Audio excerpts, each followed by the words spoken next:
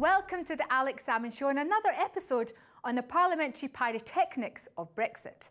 This week, Theresa May finally won a Commons vote, but only by deserting her own negotiated backstop policy. We ask whether peace has finally broken out in the Parliamentary Conservative Party or whether we're merely in a lull before another cataclysmic storm. Award-winning journalist Peter Oborne tells Alex why he still fears for the cohesion and the future of the party he understands so well. The underlying threat is, and we are very, very close to reaching that moment, is Mrs May losing control, not just of the House of Commons, but of the Conservative Party too. But first to your tweets, your messages and your emails. And we hear from Jill, who says, I haven't missed a show thanks to the record and series link. Love the show, keep them coming. Thanks, Jill, so kind of you. Our World says, absolutely love your show. We don't get a chance to hear from others about their views on key political and cultural matters. It gives us loads to chat about on Thursday evenings. Thank you so much. It's greatly appreciated and brilliantly educational. Nelson says, enjoyed today's show on Copenhagen. Pretty interesting, but one wee quibble about the cultural mayor's part. Where's the lassie's quaich? Nelson, worry not. I promise you, she most definitely received a quaich. And of course, you're talking about the lovely Pia Aleslev, who was a wonderful guest on our show last week. Neil says, the UN city in Copenhagen is an interesting idea. Yes, it is, and I'm glad you enjoyed watching the show about it, Neil. And finally, Lindsay says, come on, Scotland. We're a small country with huge natural resources. We have more than Denmark has to offer, independence. Thank you, Lindsay. Now, in the Commons last Tuesday, the House voted first to avoid leaving Europe without a deal and then voted for a deal which was not even on the European table. This is how the two main protagonists tried to explain to the country what exactly has transpired. Last night, the House did vote to reject no deal, but it also voted to do what the European Union has consistently asked this House to do since it rejected the withdrawal agreement, which was to say what it was that the UK wanted to see change. Last night, a majority in this House voted to maintain the commitment to no hard border between Northern Ireland and Ireland, to leave the European Union with a deal, and to set out to the European Union what it will take to ensure that this House can support a deal. That is a change to the backstop. That is what I will be taking back to the European Union. That is what we will be doing to ensure that we can avoid no deal. He stands up regularly and says he doesn't want no deal. I'm working to ensure we get a deal. He has opposed every move by this government to get a deal. He's the one who's risking no deal. Jeremy Corbyn! Mr. Speaker, I would be grateful if the Prime Minister would actually acknowledge that the House has voted to take no deal off the table. And can she assure the House that if she is unable to secure any legal changes to the backstop, that she would work to find a solution based on a comprehensive customs union, a strong single market deal and the guaranteeing of rights and protections, rather than go back to the alternative that she's been threatening everybody with for months and months, which was to crash out without any deal whatsoever. And so finally we have a position from the House of Commons. But it is neither the position previously adopted by the Prime Minister, and there's no sign as yet that it is a position which will be accepted by the European Union. So we may be about to ride the whole merry-go-round yet again in 2 weeks' time. Will a Tory ceasefire hold under the strain? Alex talks to someone likely to know the answer. I'm now delighted to be joined by Peter Oborne, the political columnist of the Daily Mail and of the Middle East Eye. Peter, welcome to the Alex Salmond Show. Thank you very much, Alex. Now, you've been one of the pretty rare number of commentators who's been pretty favourable to Theresa May's approach to the European negotiations. Are you still on board, or are you starting to have your doubts? There comes a point in a race when sometimes the jockey wants to get off the horse. And the moment when Mrs May's deal, which I supported strongly, I felt it was the best deal and the only deal, was defeated by a small matter of 220 votes in the House of Commons, was the moment when you've got to ask, has Mrs May got a future? And she's looking increasingly desperate now as she tries to find ways which would keep some version of her deal alive. In other words, we're now in a situation which is completely and utterly unprecedented. This is desperate measures in desperate times, in many ways, measures which look completely impossible. I mean, the idea behind Tuesday's Brady Amendment is that we negotiate with Europe. Well, Mrs. May signed off her deal with Europe in December, and now to try and start reopening negotiations at this stage is desperation and also humiliating. It's humiliating for her because she's had to change her mind about something yet again. It's also humiliating for Britain, which comes cap in hand to Europe. So I feel quite uneasy about this week's developments. But it was quite a strong performance last Tuesday at the Dispatch, but there's no doubt the Prime Minister was uneasy when a number of MPs made the point, why should we support your deal when you're no longer supporting it? That is exactly right. And I think that she has a central dilemma. She can either go with the Conservative solution, Conservative Party solution, try a solution which keeps the Conservative Party together, or widen. And what Mrs. May appears to be doing, behind the entire strategy this week, is the idea that Mrs. May is trying to keep the Conservative Party together. The Conservative Party is split wide open over Europe more than ever before, more than over Maastricht. There are effectively two Conservative parties with two separate whipping operations. There's the European Reform Group, which has its own leader and leadership and whips, and then you have the official Conservative Party, and then you also, of course, have the remaining wing. We'll call them the provisionals. The provisional wing, if you like, although they're all rather grand, these provisionals. And Mrs. May is concentrating on finding a formula which will keep the Conservative Party together, even though it doesn't look at all likely that this formula, which involves getting fresh concessions from Europe, has any kind of bearing on what Brussels can or will deliver. And nobody knows the inner workings of the Conservative Party better than you, no commentator certainly. Has this been Mr. May? Has been an influence, as was suggested last weekend? Is his influence saying, look, you've got to keep the party together at all costs? Up to this week, Mr. Philip May has been a slightly mysterious figure. He seems very unpolitical, the city gent who was very supportive of the Prime Minister, but kept his head down, and suddenly this week he's entered the political frame for the first time as an activist, as somebody pushing forward a position.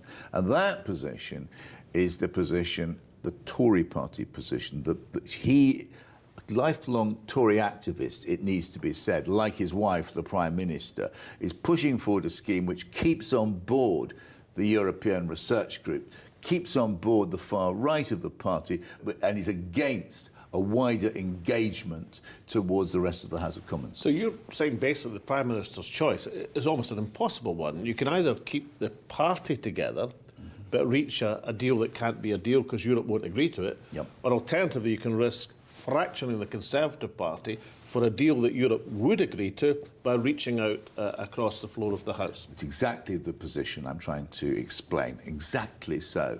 And so this is a major gamble. It's her last attempt this week to stop the Conservative Party from splitting in a way it didn't quite do over the Corn Laws in 1846, didn't quite do over tariff reform at the start of the 20th century. She knows she may well... Didn't quite do it in Maastricht in the 1990s. And nearly happened over Maastricht and didn't.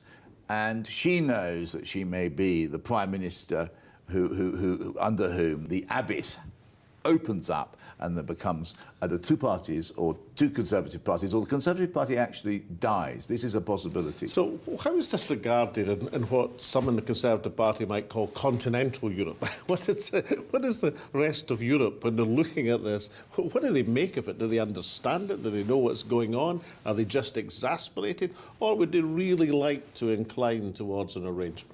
I think you really should ask Mr. Barnier and the European negotiator, Mr. Juncker. I think they are sensible people. When Mr. Barnier, for example, Mr. Barnier was a French Gaullist, brought up in a pretty hard political school. Yes. When Mr. Barnier says, if only they would tell us what they want, it's the nearest I've ever seen to that particular political inclination come to almost compassion. You don't think that Mr. Barnier's got to the state he's actually feeling a bit sorry for the British negotiators? I think it's a moment of it's becoming a moment of national embarrassment. The failure to have a coherent position. That's why I supported Mrs. May's deal. I mean, she struck a deal with Europe. She went back to her party, which refused to back it. And now what we're seeing is a very desperate, last-minute attempt to reach some form of some way of resolving it within the Conservative Party. The underlying threat is, and we are very, very close to reaching that moment, is Mrs. May losing control, not just of the House of Commons, but of the Conservative Party too. Peter, a long-standing political commentator, I was watching, as probably you were, the health secretary on the BBC the weekend, where he was saying that when he was asked about martial law preparations, did not say, don't be absurd, don't be ridiculous, that's a ridiculous headline in a newspaper. He actually said, it's not our first line of concentration. You know, we're not concentrating on it. We didn't deny that it was part of the planning contingency. Did you ever think we'd be in a situation where a cabinet minister wasn't dismissing out of hand any sort of preparation, regardless how low in the priorities, for martial law? You're quite right. I mean, this is we are living in an age of wonders. And exactly right. I mean, I think that they're torn because they want to frighten Tory MPs into line with this kind of talk, at the same time as without creating panic. It's a very complex and dangerous situation. But can you simultaneously frighten or intimidate two different sets of parliamentarians? One set of parliamentarians with the prospect of no deal and another set of parliamentarians with the prospect of staying in Europe. Can you pull that off, of frighten two different groups of people simultaneously with different threats? I think, and the other third threat they want to, what she is waving in front of her Tory MPs, is the collapse and the end of the Conservative Party. So all kinds of threats are being made. And I think that you can see last week that they sort of worked. You know, they brought an awful lot of hardliners into behind the official Tory line, but it's very difficult now. Well, now, Peter, you know what's coming next, since you've opened up the three possible threats. Which of these three threats, the fragmentation of the Tory party, the prospect of no deal with all the attendant difficulties, or the prospect of staying in Europe in some form, which of these three threats is the one most likely to be realised? I think that the most likely outcome of all of this is that Britain will remain at least part of the customs union, and that some form of deal will be struck with Europe. And I think that I say this because there is only really one majority in the House of Commons at the moment, and that is against a no-deal exit. And so that is where we will probably end up. And that consequences of that for the cohesion of the Conservative Party? Exactly so. A no-deal exit is what a significant number of the Tory MPs want. And so if Mrs May is forced into tacking towards a much softer Brexit, which is the logical place to go from here, it's likely to lead to the collapse, to the fragmentation of the Conservative Party. So, if the most likely outcome is tacking towards the natural Commons majority, it is, in a sense, is it not muddling through? And isn't that often what happens in a very British crisis? There's a muddling through at the end of the day, and in a few years' time, people look back and say, well, what on earth was all that talk of a huge cataclysm? It's a nice point, that, and I hope you're right, that actually good sense prevails, that all these dire warnings of Armageddon tend to not to happen, and we'll look. Let's hope so, but at the moment that isn't how it feels. It feels really quite a frightening moment in our national history. Peter O'Byrne, thank you very much indeed. Thank you very much, Alex. Join us after the break, where we broaden the debate to look at how the parliamentary dramas are causing strains across the political parties. We'll see you then. Welcome back. All of the issues around Brexit are forcing new alliances among and between the political parties. Most surprising of all, perhaps, was this week's Malthouse compromise between the warring wings of the Tory party.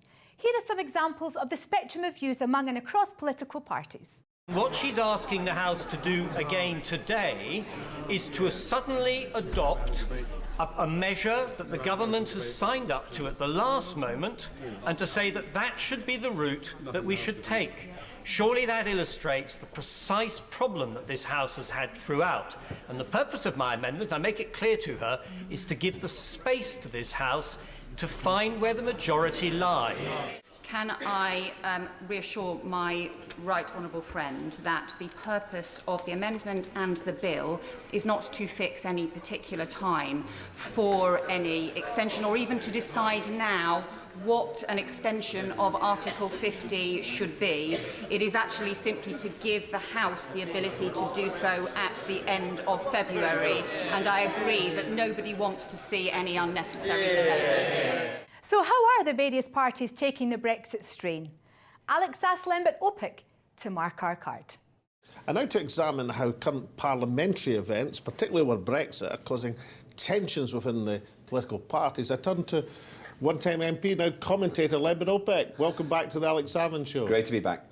Now, let's start with the big news of the week. Yet again, Brexit, another Brexit debate, another denouement.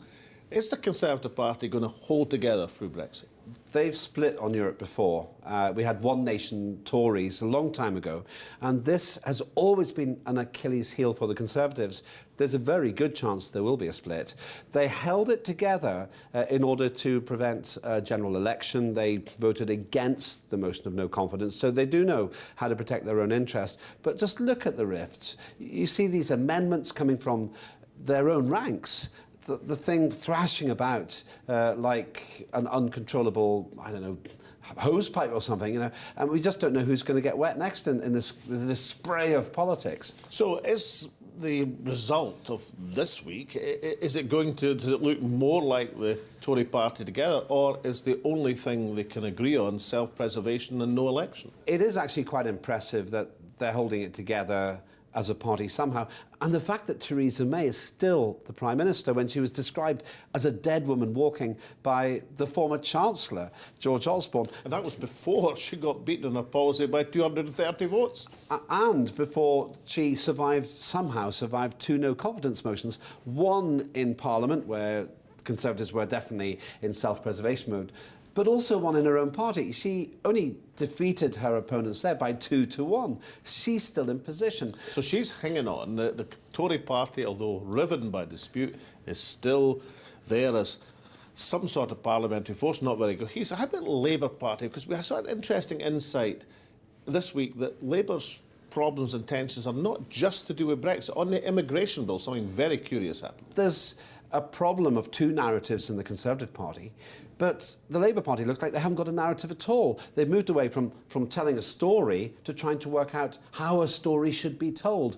And once you get into process like that, you can lose the message. And I would say a lot of members of the public simply don't know what the Labour Party is up to at the moment. You're saying the Labour Party has lost its narrative? I think they have lost their narrative. At the moment, while Jeremy Corbyn himself is fairly consistent, once again there are some contradictions there, whether he's actually a secret Brexiteer or a Remainer. The difficulty is they're not projecting a clear single message. You've got two messages from the Conservative Party.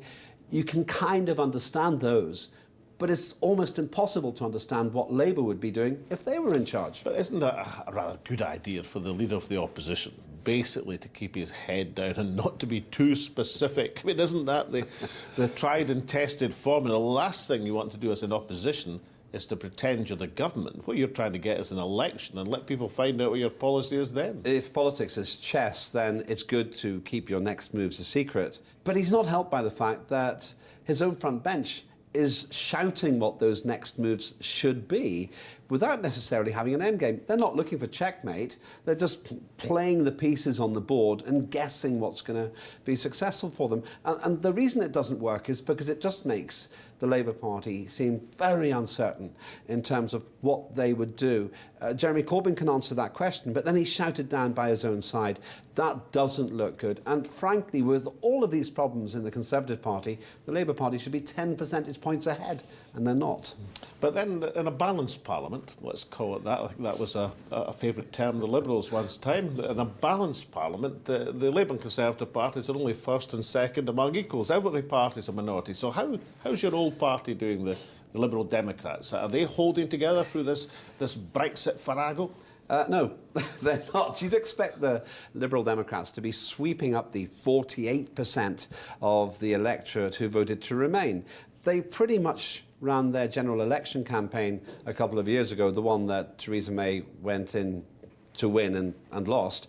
The Lib Dems actually also lost. They went down a percentage point when you would think they could have hoovered up all of those disaffected Remainers. Is there no sign of a parliamentary revival in Liberal fortunes? No, there is absolutely no sign of it. They've crept up just into double figures in the opinion polls. But look at the confusion there. Stephen Lloyd, a former chief whip of the Liberal Democrats, resigned that whip. He resigned to himself because he couldn't hold the line. Did he actually write the letter to himself or to the party leader, presumably? We'll find that out in his biography, but I suppose he had to do something like that. So he is now sitting as an independent. His resignation meant that the Liberal Democrats went down by 8% by that single resignation. That was over Brexit, wasn't it? Yes, it was. He's pro-Brexit. Well, I think he's been quite pragmatic because he thinks he has to do that to hold his seat. It's not easy to do as a Lib Dem. The party's lost its critical mass in many ways, and they hardly figure in the reportage now. So I think he's made that decision on very practical and pragmatic grounds. But it just shows, even in the Lib Dems, you've got these problems. And if you go back to what Vince Cable, who's generally pretty capable heavyweight, has said about the European Union himself, he's contradicted the position that the Lib Dems are putting forward now. So they're just not presenting a credible third alternative, and it wasn't voted for in the general election not so long ago. So let's look north. Let's look at the third force in the House of Commons, the Scottish National Party. Are they holding together on this European issue? It's a lot easier to be a commentator and criticise everyone, and I'm going to continue in that vein because, once again, the SNP, who had a phenomenal result a few years ago, and then, you know more than most, lost some of their position. They're still holding the fort pretty effectively. Some feel that they've allowed themselves to be drawn into this massive current, this huge raging torrent of Brexit, and they might be taking their eye off the ball a little bit in terms of the wider agenda. Now, the wider agenda being independence and proving that independence might be for the best. There's a gamble to be played here, and I respect this as a judgment call, not a principle call, because their narrative is quite clear. Everybody knows they support independence. And you could say, if this whole Brexit thing goes south, if we end up with a no deal, the SNP could then say, we did our best to prevent this. Now there's only one thing left to do, another referendum on independence, and they could win it. So I can see what they're trying to do. Not everybody in the SNP privately is completely comfortable with it, but it's a respectable game plan. At least they have a game plan, and it's rather clearer than the game plans for the Conservatives, Labour or the Lib Dems. Now, how about the other parties? I mean, the Democratic Unionists, I mean, who have had more publicity in the Brexit vote than just about any relatively small parliamentary party in history. If Nick Clegg wants a lesson on how to do coalition right, how to wag the dog, he needs to watch the DUP. They are brilliant at this. So this is the DUP tail wagging the Conservative dog? Unquestionably, because that Conservative dog is chasing its tail, and they're chasing the DUP because they only survived their confidence motion in the House of Commons because they bought off the DUP. The Democratic Unionists are brilliant at getting money and funding for Northern Ireland. They are fantastic at it because they've learned to do this across 20 or 30 years.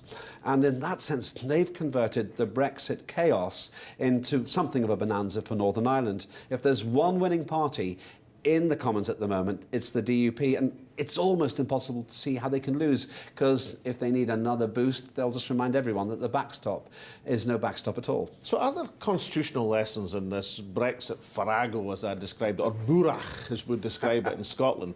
Does it tell us something about a disconnect between Parliament and people with proportional representation? One of your great campaigns from the past, would that be some sort of solution? Is there something we need to change about the nature of Parliament in order for it to be able to digest this challenge of Brexit? There's a temptation to assume, as we often do in politics, that we have to change the rules to get a better outcome. I don't buy into it this time. We have to change the thinking.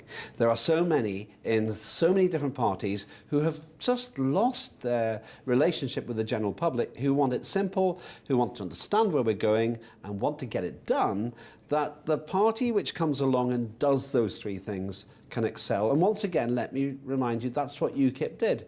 You can deride them, but they won their core objective, which was Brexit, and they did it by keeping it simple. We can argue about how accurate their phrases were, but their narrative, that phrase again, was exactly what was required at the time to win the referendum, and others have done that too. But I wouldn't recommend we change the constitution. We just need to change the way things are presented, and no one's doing a very good job of that across the road at the moment. And finally, Member Opick, the €1 million question. What is the end game of this?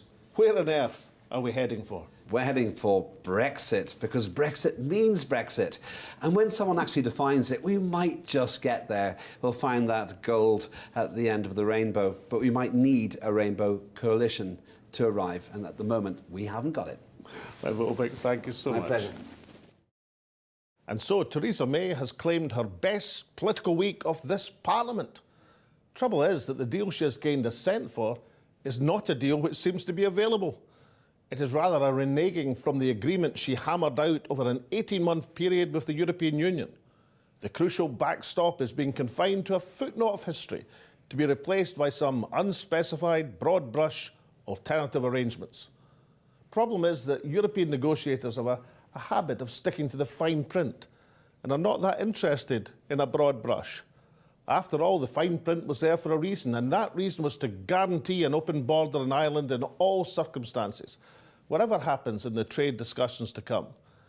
It was, as European Parliament spokesperson Guy Verhofstadt reminded us this week, an insurance policy which, to be effective, has to be certain. It is a very open question whether a majority of merely 16 for the 22 committee amendment from Tory grandee Graham Brady can survive the outcome of another round of negotiations, where one side, quite understandably, does not really want to reopen what has already been painstakingly agreed.